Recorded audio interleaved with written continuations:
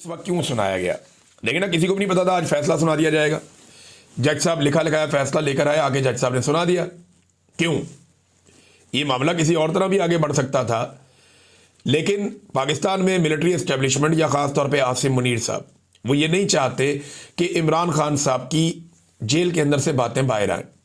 उन्होंने इमरान खान साहब को कैद तन्हाई में रखा हुआ है, और एक जरिया इमरान खान साहब का होता था कि जब अदालत में केस चलता था, जो अडियाला के अंदर बनाई गई अदालत है, तो वहां पे जो बातचीत करते थे वो बाहर आ जाती थी। आज वो रास्ता भी आसिम मुनीर साहब ने बंद कर दिया। अब मुमकिन है इमरान खान साहब की जेल को शिफ्ट कर दिया जाए, क्योंकि इस्लामाबाद में इमरान खान साहब पे ऐसा कोई केस तो है नहीं जिसके लिए उन्हें लाना पड़े बार बार या जज को आना पड़े। लिहाजा ये फैसला सुना दिया गया। इस पर पाकिस्तान तहरीक इंसाफ ने अपना रद्द-ए-अमल भी दिया है। इंपॉर्टेंट चीज़ें पाकिस्तान तहरीक इंसाफ ने बताई हैं। उन्होंने कहा जी ये इतनी भारी सजाएं दे दी है, सियासी इंतकाम है ये, और कुछ नहीं है। ये लिखा लिखाया फैसला है जो अदालत ने लाकर सुना दिया। कोई कानूनी तकाजे पूरे नहीं किए गए, और इस्तगासा के जितने गवाह थे हुकूमत की जानिब से वो झूठे साबित हो चुके हैं। ब्रिगेडियर अहमद और कर्नल रेहान इन्होंने तस्लीम किया कि तोशाखाना से लिए गए तहाइफ का मुकम्मल रिकॉर्ड और दस्तावेजात मौजूद हैं। जो एक कलीदी और बुनियादी गवाह था, अदालत में मुकम्मल तौर पर डिस्क्रेडिट हो चुका है। यह केस बहुत पहले ख़त्म हो जाना चाहिए था। इस केस का चलना ही गैर कानूनी था। सज़ा सुनाना तो बहुत दूर की बात है। फिर उन्होंने कहा तोशाखाना 2 में दी जाने वाली सज़ा एक ही इल्ज़ाम पर दूसरी बार सज़ा है, यानी इसी केस में पहले सज़ा हो चुकी है, अब दोबारा इसी केस में सज़ा सुना दी गई। और ये पाकिस्तान के फौजदारी कानून की खिलाफ वर्जी है, और इसकी कोई दूसरी मिसाल पाकिस्तान में मौजूद नहीं है। वैसे जैसे इमरान खान साहब डट के खड़े हो गए, इसकी भी कोई दूसरी मिसाल पाकिस्तान में मौजूद नहीं है, तो एस्टेब्लिशमेंट जो कर रही है उसकी भी कोई दूसरी मिसाल पाकिस्तान में मौजूद नहीं है। पाकिस्तान में तोशाखाना के कानून में लिखा हुआ है कि आप गाड़ी नहीं ले सकते, बाकी चीज़ें आप ले सकते हैं। आप कीमत दें, आप वो चीज़ें ले लें। तोशाखाना में जो चीज़ें आई उनके पैसे जमा करवाएं, चीज़ें ले लें। इमरान खान ने, बुशरा बीबी ने ये किया। लेकिन तोशाखाना के कानून में लिखा हुआ है कि गाड़ी आप नहीं ले सकते। जिन्होंने गाड़ियां ली उनमें कोई सदर है, कोई चेयरमैन सेनेट है, उनमें कोई जो है वो पाकिस्तान की हुक्मरानी संभाला हुआ है। जिन्होंने गाड़ियां ली हैं उनके खिलाफ कुछ नहीं। वो केस जरा आप देखिए।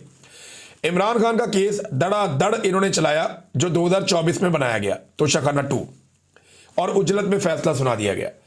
जबकि जो गाड़ियों वाला केस है, तोशाखाना से गाड़ियां लेने वाला केस, चाहे नवाज शरीफ है, यूसुफ रज़ा गिलानी है, आसिफ अली जरदारी है, मरियम नवाज है, वो केस 2019 में बना।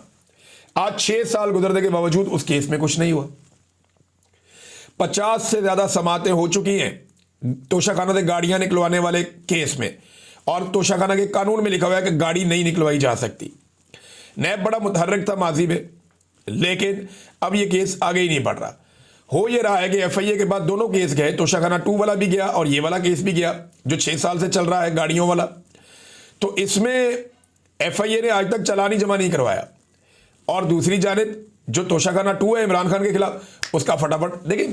सादा बात समझे, अगर आर्मी चीफ आपका दोस्त है तो आप गाड़ियां लें, गैर कानूनी काम करें, कत्ल करें, बेईमानी करें। वो जज के बेटे ने 2 लड़कियां मार दी, मसला ही कोई नहीं। अगर आप आर्मी चीफ के मफादात का तहफ़्फ़ुज़ कर रहे हैं इस मुल्क में, तो मसला ही कोई नहीं, टेंशन ही कोई नहीं, कोई फ़र्क नहीं पड़ता इस निज़ाम को, वो आपको बचाएंगे। लेकिन अगर आप आर्मी चीफ की सियासत में मुदाखलत के खिलाफ आवाज़ उठाएं, तो फिर ये होगा जो इमरान खान साहब के साथ हुआ है। अब तो सिर्फ आवाम का खड़ा होना बाकी है। अगर किसी को लगता है ना कि इस निज़ाम से उसे पहले कोई उम्मीद थी, तो ये उम्मीद तो बहुत पहले ख़त्म हो जानी चाहिए थी। इमरान खान साहब जाते जाते वो आखिरी जुमला बोल गए जिसके अंदर सारी हिकमत है। उन्होंने कहा जी जिद्दोजहद इबादत है और मैं शहादत के लिए तैयार हूँ। ये नाज़रीन कुछ चीज़ों से तवज्जो भी हटाई जा रही है। लेकिन इमरान खान साहब को अब हो सकता है उनकी जेल को भी शिफ्ट कर दिया जाए, उनके ऊपर मज़ीद सख्ती की जाए, उन्हें कहते तन्हाई में डाल दिया जाए, क्योंकि आसिम मुनीर साहब को इस वक्त अमेरिका का आशीर्वाद हासिल है, और अमेरिका के लिए वो दिन रात काम कर रहे हैं। देखिए अभी वो कई ममालिक के दौरे करके आए, अब दोबारा से वो लिबिया गए हैं। लिबिया जाकर उन्होंने मुलाकात की। जो लिबिया का हुक्मरान है वहाँ पे फील्ड मार्शल, लिबिया का फील्ड मार्शल खलीफा बिल कासिम हफ्तर, उससे मुलाकात की। अच्छा, ये ऐसा बंदा है जिसने गद्दारी की थी कर्नल कज़ाफ़ी से, जो लिबिया का हुक्मरान था, वो भी वहाँ पे फील्ड मार्शल बना हुआ है, और ये भी फील्ड मार्शल हैं। 2 फील्ड मार्शल आपस में मिले हैं लिबिया में। एक्चुअली आसिम मुनीर साहब ट्रंप को खुश करने के लिए, या जो ट्रंप का मंसूबा है उस पर अमल दरामद करने के लिए, ऐसा लगता है फौज इकट्ठी कर रहे हैं, और मुख्तलिफ जगहों पे जाकर फौज के लिए कंसेंसस पैदा कर रहे हैं। ये जो खलीफा बिल देखें, आलमी इस्तेहकाम फोर्स ये गजा को कंट्रोल करेगी और हमास को गैर मुसल्लह करेगी, गजा से इसराइल के लिए खतरात को कम करेगी, इसराइल की सरहदों की हिफाजत को यकीनी बनाएगी। इसराइल और हमास में लड़ाई की सूरत में ये हमास को रोकेगी, इसराइल को नहीं रोकेगी। ये सादी सादी बात है, ये सारी दुनिया को पता है। और इसके लिए फौज इकट्ठी कर रहे हैं पाकिस्तान के फील्ड मार्शल आसिम मुनीर साहब, और ये फौज इकट्ठी करेंगे और गजा के अंदर फौज लेकर जाएंगे। पाकिस्तान की अपनी ख्वाहिश है कि वो वहां पे एक लीडिंग रोल के अंदर रहे।